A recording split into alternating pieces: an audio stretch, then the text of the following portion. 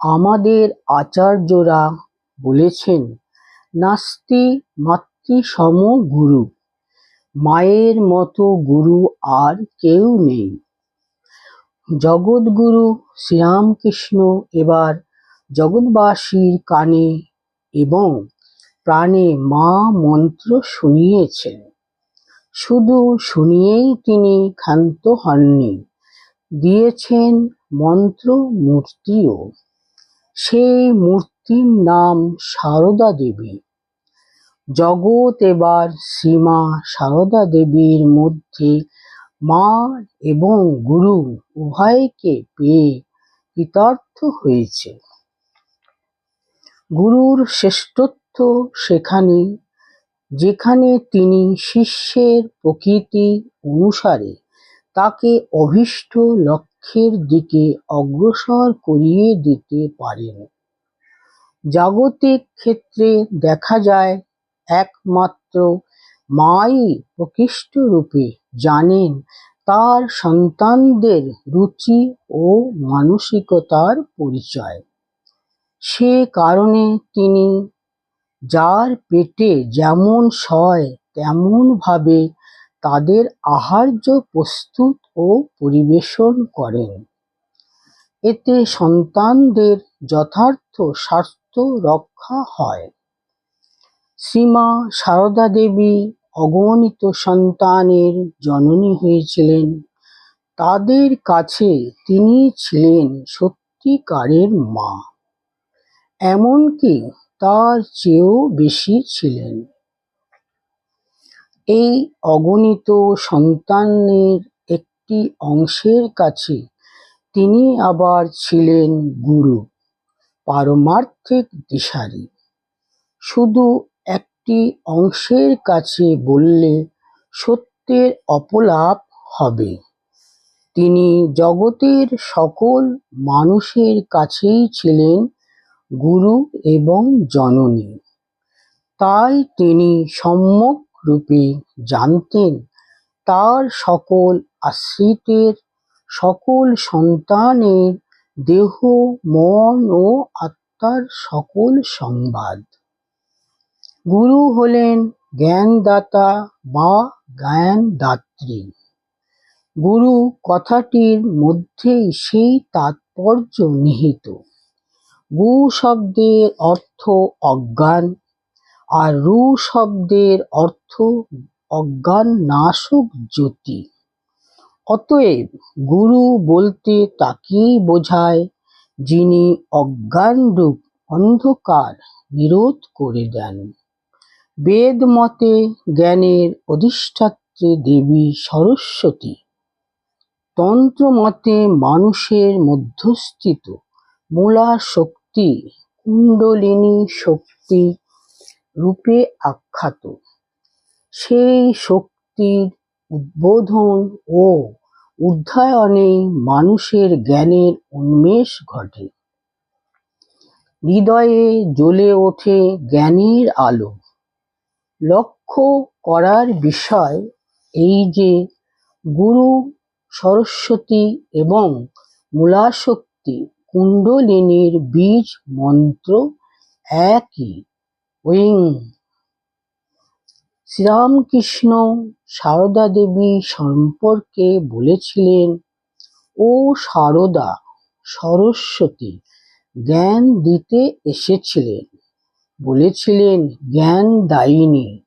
স্বামীজিও একজন ভক্তকে বলেছিলেন তিনি সরস্বতী মূর্তিতে বর্তমানে আবির্ভূতা। আবার শ্রীমা যে স্বয়ং মূলাশক্তি কুণ্ডলিনী স্বরূপিণী ছিলেন তার প্রমাণ পাচ্ছি স্বামী বিজ্ঞানানন্দের শ্রীমাকে প্রথম দর্শনের অভিজ্ঞতার বর্ণনায়। তিনি বলছেন, আমি তখনও মাকে দেখিনি, দেখতে গেছি, মা উপরে রয়েছেন, আমি নিচের তলায় বসে, আমার হৃৎপদ্ম ফুটে উঠল। আবার শ্রীমায়ের কাছে দীক্ষা গ্রহণকালে একটা বৈদ্যুতিক তরঙ্গের মতো পা থেকে মাথা অবধি চলে গেল। এ অনেকেরই প্রত্যক্ষ অভিজ্ঞতা। শ্রীমা একাধারে গুরু, সরস্বতী এবং মূলাশক্তি। তিনে এক, একে তিন। সরস্বতী ও মূলাশক্তি রূপ তার দৈবী সত্তার ক্ষেত্র, গুরু তার লৌকিক জগতে পারমার্থিক ভূমিকা। আবার তিনি জননীও। তার এই চারটি রূপই সত্য এবং এই চারটি রূপকে বিভাজন করা যায় না, কারণ একটিতে অপরটি অথবা অপরগুলি অবিচ্ছেদ্যভাবে সংযুক্ত।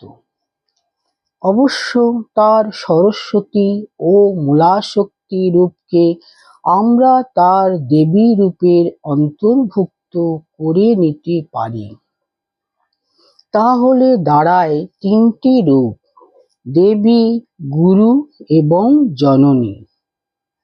শ্রীমায়ের সর্বশ্রেষ্ঠ জীবনীকার স্বামী গম্ভীরানন্দ যথার্থই লিখেছেন, এগুলি তাহার দেহ মন অবলম্বনে প্রকাশিত একই অখণ্ড মহাশক্তির বিচিত্র রূপ। এই অখণ্ড শক্তিকে প্রকৃতপক্ষে বিশ্লেষণ করা চলে না। আমাদের সসীম বুদ্ধি অসীমকে ধরিতে পারে না। আমাদের ধারণা শক্তির অক্ষমতা বশত আমরা শ্রীমাকে জননী, গুরু, দেবী ইত্যাদির অন্যতম রূপে ভাবিতে চেষ্টা করি। কিন্তু একটু চিন্তা করিলেই বুঝিতে পারি যে এই লোকাতীত জীবনে গুরু, দেবী ও মাতা এই ত্রিবিধ রূপই অঙ্গাঙ্গিভাবে সংশ্লিষ্ট। যখনই আমরা তাহাকে জননী রূপে পাই, তখনই আমাদের সম্মুখে ফুটিয়া ওঠে তাহার অমোঘ জ্ঞানদায়িনী শক্তি। যখনই তাহাকে দেখিতে চাই গুরুরূপে, তখনই তিনি মাতৃরূপে আমাদিগকে ক্রোড়ে টানিয়া লন।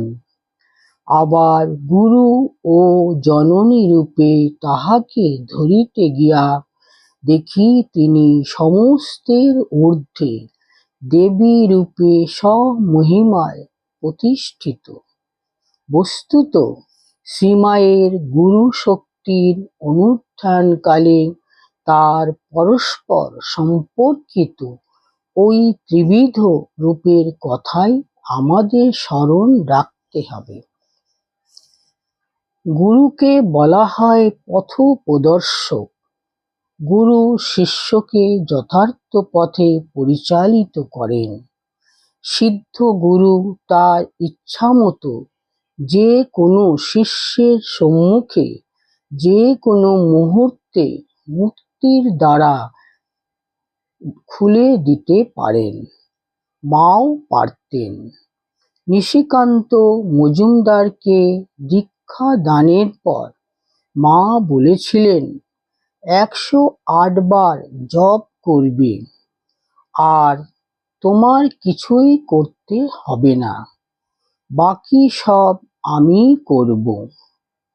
বাবা, কত জন্ম জন্মান্তর ঘুরেছ, ঘুরতে ঘুরতে এতদিনে ঘরের ছেলে ঘরে এসে পৌঁছেছ। আর ভাবনা কি? সুরেন্দ্রনাথ সরকার মাকে বলেছিলেন, মা, সাধন ভজন তো কিছুই করতে পারি না, আর কখনো যে কিছু করতে পারব এমনও মনে হয় না। মা বললেন, কি আর করবে, যা করছো তাই করে যাও। মনে রাখবে, তোমাদের পেছনে ঠাকুর আছেন, আমি আছি। আরো একদিন তাকে আশ্বস্ত করে মা বলেছিলেন, তোমরা যা করছো করে যাও, ভয় কি, আমরা তো রয়েছি। স্বামী প্রেমসানন্দ এক সময়ে শারীরিক অসুস্থতার জন্য বেশি সাধন ভজন করতে পারতেন না। সীমাকে সে কথা জানালে তিনি বলেছিলেন, যদি মা বলেই বিশ্বাস থাকে তবে আর ওসবের দরকার কি। সচিবালা সরকার মাকে বলেছিলেন, সংসারে আমাদের অনেক কাজ করতে হয়, জপ তপ করবার সময় নেই, কিছুই হয়ে ওঠে না। সীমা তাকে বলেছিলেন, আমাদের যা কিছু তোমরাই তার মালিক, তোমাদের কিছুই করতে হবে না। নীলকান্ত চক্রবর্তী একদিন চরম হতাশাগ্রস্ত মন নিয়ে উদ্বোধনে সীমায়ের কাছে এসেছেন। হতাশার কারণ, সীমায়ের আশ্রয় পেয়েও সাধন ভজন সেরকম কিছু হয়নি। অশ্রুসিক্ত নয়নে রুদ্ধ কণ্ঠে মায়ের চরণে লুটিয়ে পড়ে তিনি মায়ের কাছে তার প্রাণের ব্যথা নিবেদন করলেন। করুণাময়ী বললেন, ভয় কি বাবা, তোমরা এত ভাবনা চিন্তা করো কেন? ভয়ের কি আছে? তোমরা সাধন ভজন আর কি করবে? আমি তো তোমাদের জন্য করছি।